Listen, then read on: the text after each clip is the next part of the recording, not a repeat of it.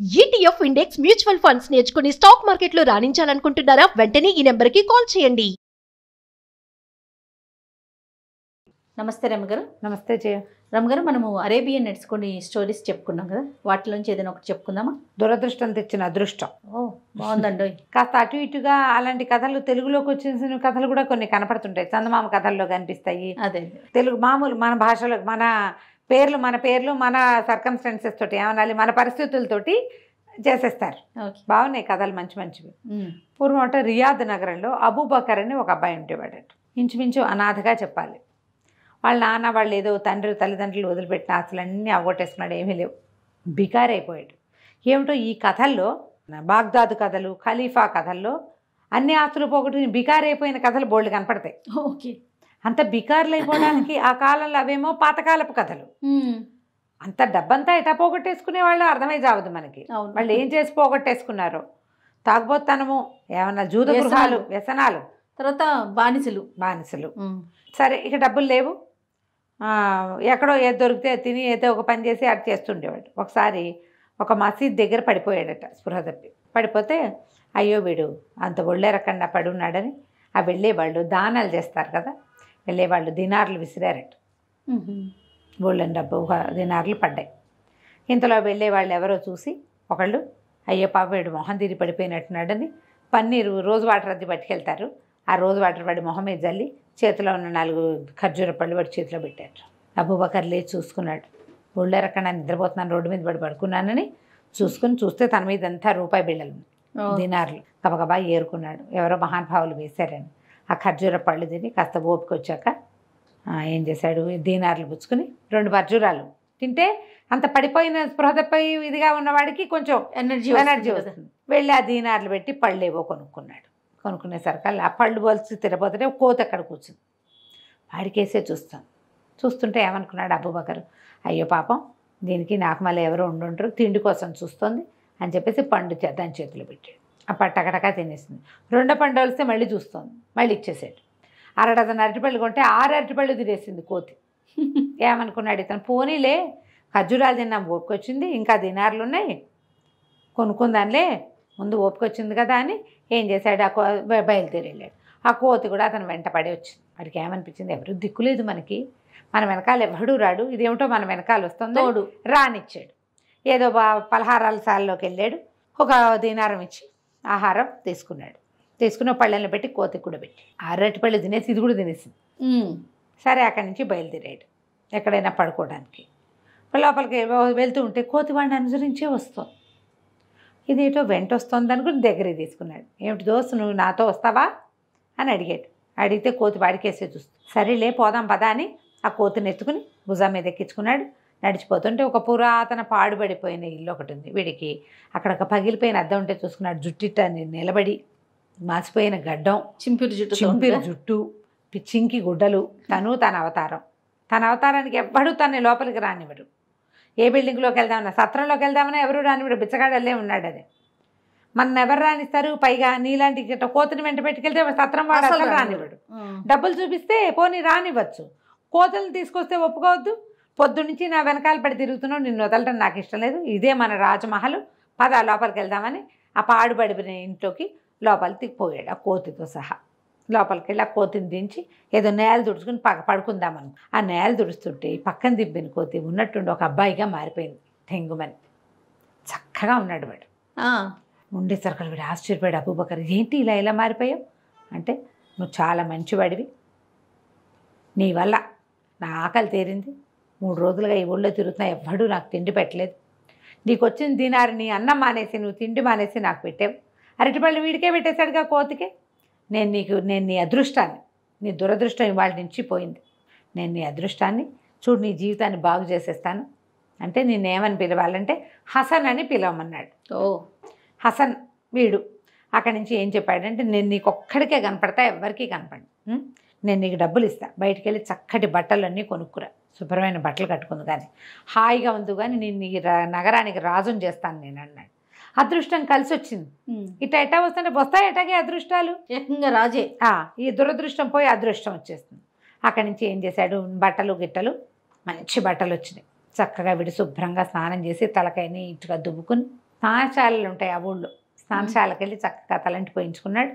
బాగా వచ్చాడు, మంచి బట్టలు వేసుకున్నాడు. అక్కడి నుంచి హసన్ ఏం చేశాడు, ఒక దంతపు పెట్టిచ్చాడు. దాని నిండా బంగారపు వస్తువులు వేసిచ్చాడు. నువ్వేం చేస్తావంటే ఈ దంత పెట్టుకుని రాజుగారి దగ్గరికి వెళ్ళు. రాజు దగ్గరికి వెళ్తే రాజుగారి ఈ వస్తువు చూసి చాలా సంతోషిస్తాడు. ఇది ఇక్కడ దొరికేది కాదు. మరి ఆయన ఏం కావాలి అని అడుగుతాడు. మీ అమ్మాయిని ఇచ్చి ఫరీదా బేగం నుంచి పెళ్లి చేయమని అడుగు. తెల్లబోయాడు అబూబకర్. ఇంకా నయం, రాజుగారి అమ్మాయిని పెళ్లి చేసుకోవడం ఏంటి? ఫరీదా బేగం మన మనుషులకి మనకి కంటికి కూడా కనబడదు. ఆ అమ్మాయిని పెళ్ళిట చేసుకుంటుంటే రాజు చేస్తాడయ్యా, నీకెందుకు? నేనున్నా కదా నీ అదృష్టాన్ని చెప్పు అనేసరికి సరే ఒప్పుకున్నాడు. 2-3 రోజులు చక్కగా తిని బాగా తయారయ్యి మంచి బట్టలు వేసుకుని దంత పుచ్చుకొని రాజుగారి దగ్గరికి వెళ్ళాడు. సుల్తాన్ దగ్గరికి వెళ్తే బయట అంతకుముందు ఎప్పుడు ముష్టి వాళ్ళని ఇలా మురికి చింకిగుడ్డల వాళ్ళని ఆ రాజభవనపు రోడ్డు మీద కూడా రానివ్వరు సైనికులు. కానీ వీడిని చూసి జీహుజూర్ అంటున్నారు. ప్రతి వాళ్ళకి తలా ₹1 ఇచ్చుకుంటూ లోపలికి వెళ్ళాడు, దినారాలు ఇచ్చుకుంటూ. రాజుగారిని చూశాడు. రాజుగారు అన్నారు, అబ్బో ఎంతో బాగున్నాడు కుర్రాడు, ఎంత బాగున్నాడు. 27 అట్లా ఆ వయసు ఉంటుంది వాడికి. బాగున్నాడు, మంచి బట్టలు, చెంకీ పని దాని నిండా. ఈ ఊళ్ళో జరిగేవి కాదు, ఎక్కడదో ఈ వస్తువు, ఈ బట్ట. ఆ క్లాత్ చాలా బాగుంది, వాడి డ్రెస్సు బాగుంది, డ్రెస్సులో వాడు బాగున్నాడు, వాడు తెచ్చిన దంత పెట్టె ఇంకా బాగుంది.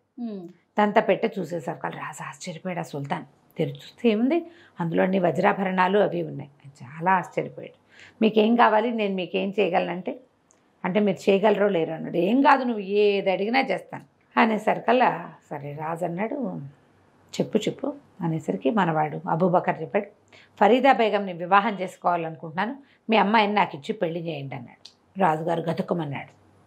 వజీర్ కేసి చూశాడు. వజీర్ దగ్గరకు వచ్చి నుంచున్నాడు. ప్రభు, మనం ఆలోచించద్దు జహాపన, ఎందుకంటే ఒక్కడే అబ్బాయిలే ఉన్నాడు, ఏమి ఫ్యామిలీ లేదు, ఎక్కడి నుంచో వచ్చాను, పురాతన కాలపు సంపదనలు ఉన్నాయని చెప్తున్నాడు. ఏం సంపద ఉందో కనుక్కుందాం. మనకైనా తాడు బొంగరాలు లేనివాడే కావాలి, మన అమ్మాయిని తీసుకుపోకూడదు, వాడు ఇక్కడే ఉండాలి. మనకంటే ఆస్తిపరుడు అయి ఉండాలి. ఎవరికైనా పిల్లని ఇచ్చేటప్పుడు ఆస్తిపరులు కావాలి. సరే బాగుందిగా, అందుకని సరే చేయమన్నాడు. వజీరే చెప్పాడు. సుల్తాన్ వారి దగ్గర అద్భుతమైన రత్నహారం ఒకటి ఉంది, కొన్ని కోట్ల ఖరీదు చేస్తుంది. మా రాజ్యం కంటే దాని విలువ ఎక్కువ. అలాంటి రత్నాభరణాలు ఏమైనా మీ దగ్గర ఉంటే చూపించండి, అప్పుడు మా అమ్మాయిని మీకు ఇచ్చి పెళ్లి చేస్తాం. మాకంటే ధనవంతుడు కావాలి కదా అల్లుడు, దామాది ఎప్పుడు ధనవంతుడు కావాలి అనేసరికల్లా అబూబకర్ చూపించండి నేను చూస్తాను అన్నాడు. రాజుగారు ఇంత పెట్టోడు తెప్పించారు. ఆ పెట్టెలో పెద్ద రత్నాభరణం ఒకటి ఉంది, బ్రహ్మాండంగా ఎంత బాగుందో. అక్కడి నుంచి కోసేసాడు వీడు.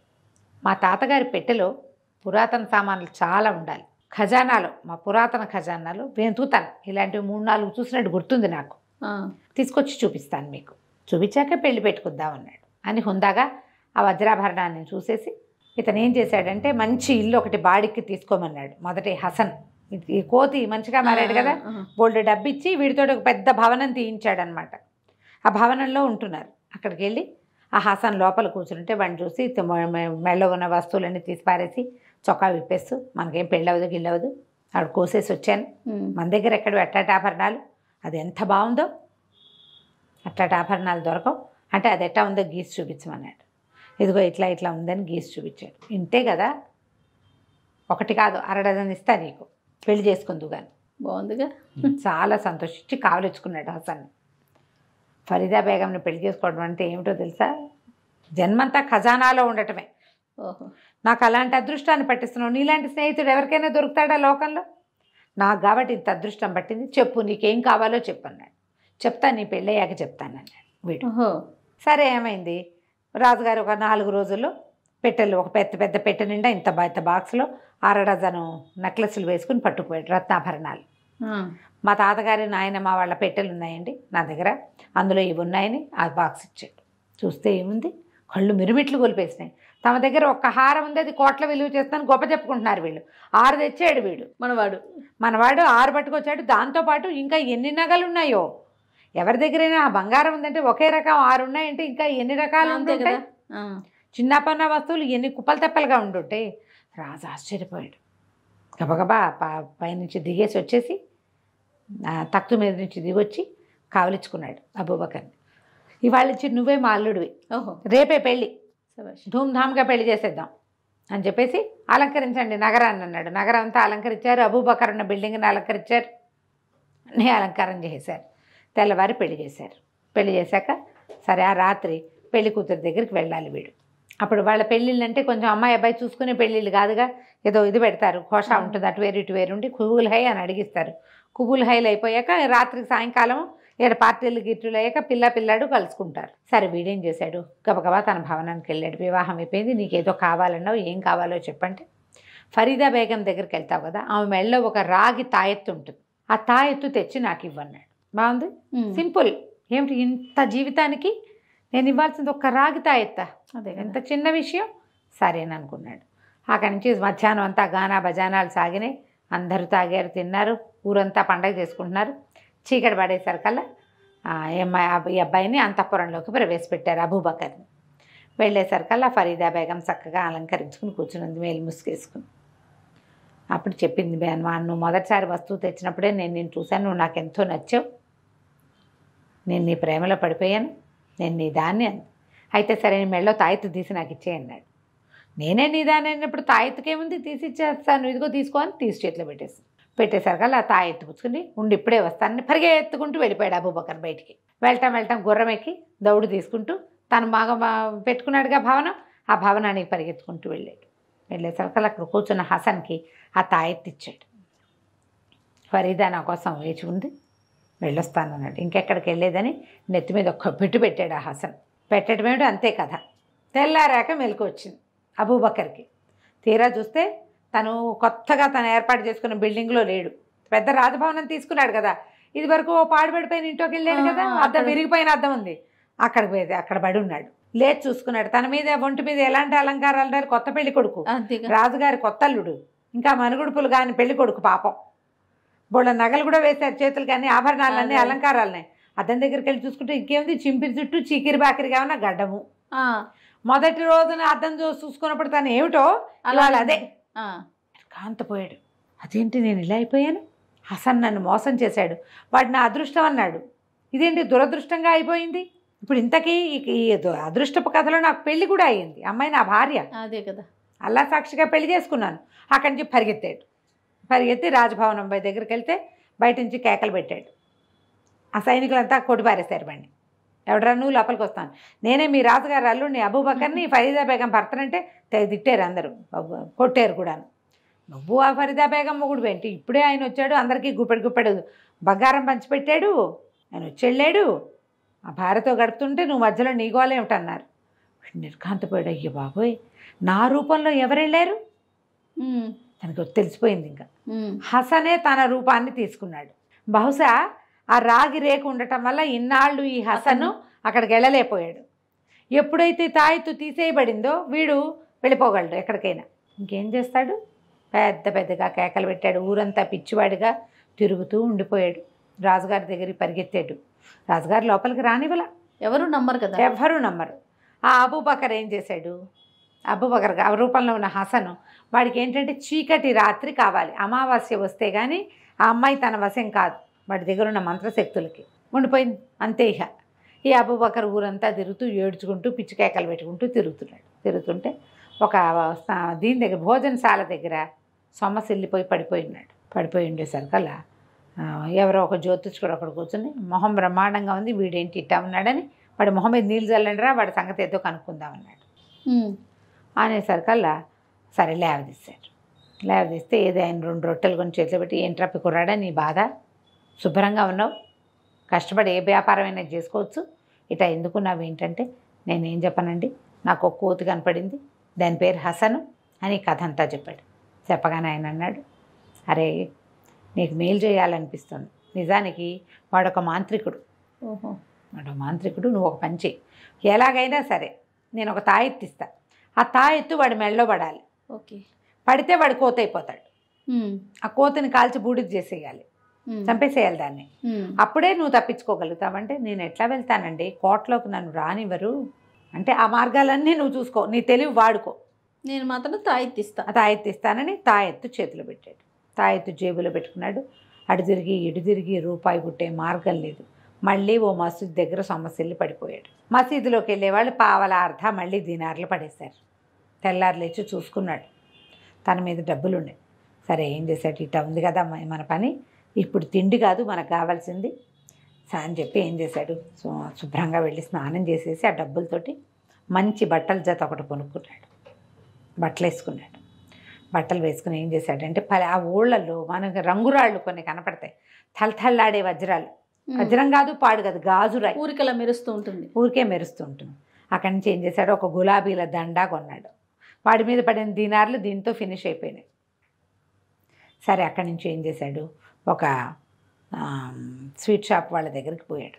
వాళ్ళకి సాయంత్రం వచ్చి పనిచేస్తాను అని చెప్పేసరికి వాళ్ళ స్వీట్ షాప్ వాళ్ళను, సరే మాకు సాయంకాలం వీడికి ఏంటంటే వీళ్ళు స్వీట్ చక్కెర పాకం చేసే ఫ్యామిలీ వీళ్ళది.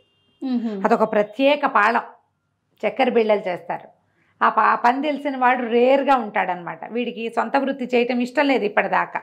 ఇప్పుడు వృత్తి చేయడానికి డిసైడ్ అయ్యేసరికల్లా 10 వరహాలు జీతం, 10 దినార్లు జీతం. అయితే ఏమన్నాడు, ఒక 5 దినార్లు ఇప్పుడు ఇచ్చేయండి, పని మొత్తం ఈ నెలంతా పనిచేశాక తతిమా 5 దినార్లు ఇద్దరు, కానీ డబ్బు అవసరంలో ఉన్నానంటే వీళ్ళ ఫ్యామిలీ తెలుసు వాడికి. ఆ స్వీట్ షాప్ వాడు ఏం చేశాడు, 5 దినార్లు వీడి చేతిలో పెట్టాడు. వీడు 5 దినార్లు, గులాబీల దండ, మేలిమిగా అనబడే చవక రకం వజ్రము, ఆ రాయి పుచ్చుకుని మన రాజుగారి దగ్గరికి పోయాడు. బయట వరుసగా సైనికులు ఉంటారు కదా, తలా 1 దినారు చేతిలో పెట్టాడు.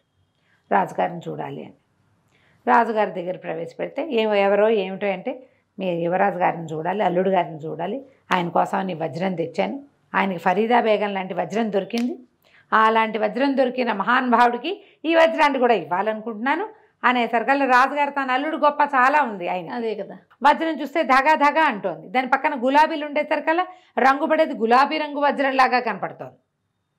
సరే అల్లుడు గారు రూముకి దారి తీయించాడు. అల్లుడు గారే వచ్చాడు. ఇక్కడికి వచ్చేసరికల్లా ఫరీదా బేగం వెనకాల ఎక్కడో ఉంది, ఆవిడ ఘోష కదా, రాజుగారు, వజీరు, అల్లుడు గారు ముగ్గురు నుంచున్నారు. వీడేం చేశాడు, ఆ గులాబీల దండలోనే తనకి తాయెత్తు ఇచ్చాడు కదా జ్యోతిష్కుడు, తాయెత్తుని కట్టేశాడు. దండ వేసేసరికల్లా ఆ వజ్రం చేతిలో పెట్టి ఆ దండ వేశాడు. వెయ్యటం ఏమిటి, మరుక్షణం అంత పొడుగునున్న హసన్ గాడు ఒకేసారి అబూబకర్ రూపంలోనే ఉన్నాడు కదా, కుదించిపోయి కోతి పిల్ల అయిపోయాడు. అయిపోవటం ఏంటి, వీడు ఒక్క ఎగిరెగిరి ఆ కోతిని గట్టిగా పుచ్చేసుకున్నాడు. సుల్తాను, వజీరు కేకలు పెట్టారు, ఎవడ్రా మా అల్లుడిని కోతిని చేసావు దుర్మార్గుడా అని అరిచర్చి కేకలు పెట్టారు. కేకలు పెడితే వీడు నిజంగా కోతేనండి, అబూబకర్ని నేను, నాకే మీ అమ్మాయి నుంచి పెళ్లి చేశారు మొన్న, నేనే మీకు వస్తువులు తీసుకొచ్చి చూపించాను అనేసరికల్లా నువ్వే మోసగాడివి ఎందుకు కాకూడదు, నువ్వు మా అల్లుడిని ఇట్లా చేసి నువ్వే మోసగాడివేమో అని అన్నాడు రాజు. ఇంతలో ఒక జ్యోతిష్కుడు లోపలికి వచ్చాడు. ఆయన ఎవరు, వీడికి తాయెత్తు ఇచ్చినవాడు. ఓకే, ఇంతే కాదు, ఆ ఫరీదా బేగం మెడలో ఉన్న రాగి తాయెత్తు ఇచ్చింది కూడా ఆ జ్యోతిష్కుడు. ఓహో, ఆ జ్యోతిష్కుడు ఏం చెప్పాడంటే, కాదు ఇతనే మీ నిజమైన అల్లుడు, మనం 11వ ఏట కట్టాం తాయెత్తు, ఆ 11వ ఏట ఆ అమ్మాయి మీద ఒక అఘాయిత్యం జరిగింది. ఇట్లా మా మంత్రశాలి ఒకడు అఘాయిత్యం చేశాడు, మీకు జ్ఞాపకం ఉంది కదా, అప్పుడు నేను ఒక తాయెత్తు ఇచ్చాను, వాడు పెళ్లి చేసుకున్నాడు. ఇది ఎప్పుడైంది, పౌర్ణమి నాడు పెళ్ళయింది. 15 రోజుల్లో అమావాస్య వస్తే కనుక ఆ అమ్మాయి అతనికి స్వాధీనం పడిపోతుంది. అందుకోసం ఈ 15 రోజుల నుంచి ఈ పిల్లతో కాపురం చేయలేదు, ఈ వారం నుంచి ఇతను ఊరికే కబుర్లు చెప్తున్నాడు, అవునా కాదా అంటే అవును, రోజు కబుర్లు చెప్పుకుంటున్నామని చెప్పింది ఆమె. ఆ రాత్రి అయ్యేదాకా వీడికి అమ్మాయి అవేలు కాదు. ఇందులోకి లోపలికి కోటలోకి ప్రవేశించడానికి ఆ రాగిది అడ్డం ఉంటుంది కాబట్టి ఈ అబూబకర్ని పట్టుకున్నాడు. అబూబకరే మీ నిజమైన అల్లుడు అనేసరికి రాజు ఆశ్చర్యపోయాడు. ఆయన నుంచి సైనికులు పిలిపించి దీన్ని కాల్చి మసి చేయండి అంటే ఆ కోతిని కాల్చేశారు, దాన్ని దహనం చేసేసారనమాట. 2 దెబ్బలు కొట్టి దహనం చేసేస్తే ఇంకా ఆ అమ్మాయి మీద నుంచి ఆ సాయ పోయిందనమాట. ఇంకా తాయెత్తులు గీతలు కట్టక్కర్లా. అబూబకర్ వెళ్ళి ఫరీదా బేగంని పెళ్లి చేసుకున్నాడు. పెళ్లి చేసుకోవడం ఆల్రెడీ పెళ్ళి అయిపోయింది కదా. తర్వాత ఇంకా భార్యాభర్తలు ఎంతకాలమో అక్కడే ఉన్నారు. సుల్తాన్ గారికి ఒక్కతే కూతురు. తర్వాత పిల్లలు పుడతారని చూశారు కానీ ఇంకా పిల్లలు కలగలేదు. ఈ అబూబకర్ ఫరీదా బేగంతో కాపురం చేసుకుంటూ హాయిగా పిల్లలు కానీ చాలా మంచి రాజుగా ఎందుకంటే ఈ మన మసీద్ దగ్గర 2 సార్లు ప్రజలు చేసిన దానమే అతన్ని కాపాడింది. అందుకని తప్పకుండా ప్రతి వాళ్ళు దానం చేయాలని ఒక శాసనం చేశాడట. చేసి చాలా కాలం ఆ రియాద్ రాజ్యాన్ని పరిపాలించాడు. కథ కంచికి మనం ఇంటికి. నమస్తే రమ్మగారు. నమస్తే చెయ్యి.